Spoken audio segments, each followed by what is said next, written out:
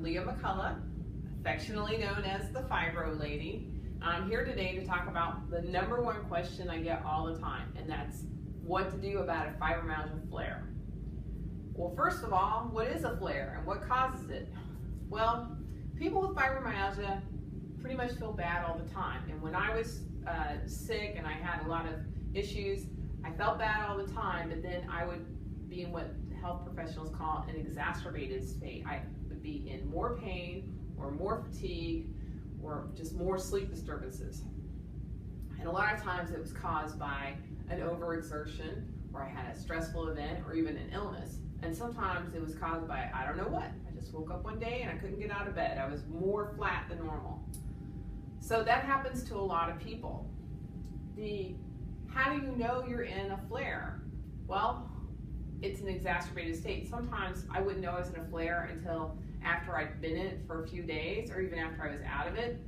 I didn't even know what flares were. I would feel kind of bad all the time, but then I'd feel even worse, and someone said to me, oh, you're in a flare, or as some professionals call, an exacerbated state. How long do they last? Well, in my case, they would last anywhere from a day to 2 weeks. If I did a huge exertion, like a trip or something like that, I was really flat for about 2 weeks. And I'm glad to say that that's not our reality now. I mean, one of the things when I was recovering is I went on a trip to Florida. I walked around at Disney World, and I was in so much pain when I went to bed that night. I was so bummed because I just started recovering, and I thought, oh my gosh, I've spent all this money on the trip to Florida, and I'm going to be flat on my back for 2 weeks after all this exertion I've done. And the next day, I got up and I was fine. And I was actually more surprised than anything else. And that was what it was like for me to recover. Anyway, so what you can do? Well, I think the first thing is to be gentle with yourself. Cut out plans if you can. If you have to miss work, you might have to miss work, or maybe just go in half days. Also, stay away from negative people and stressful events as much as you possibly can.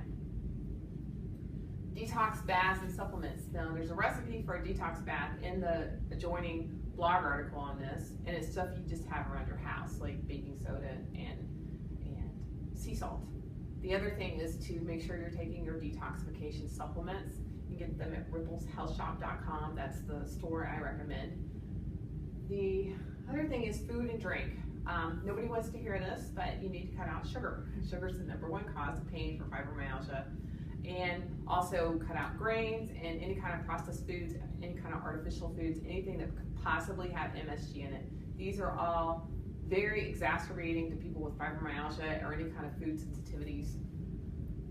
You might be feeling so bad all the time and you don't even realize it, you can feel better. So just for a couple of days, try it. Drink lots of broth, drink lots of mineral water, or drink water with a little pinch of sea salt in it, or even some beet kvass if you have some of that on hand.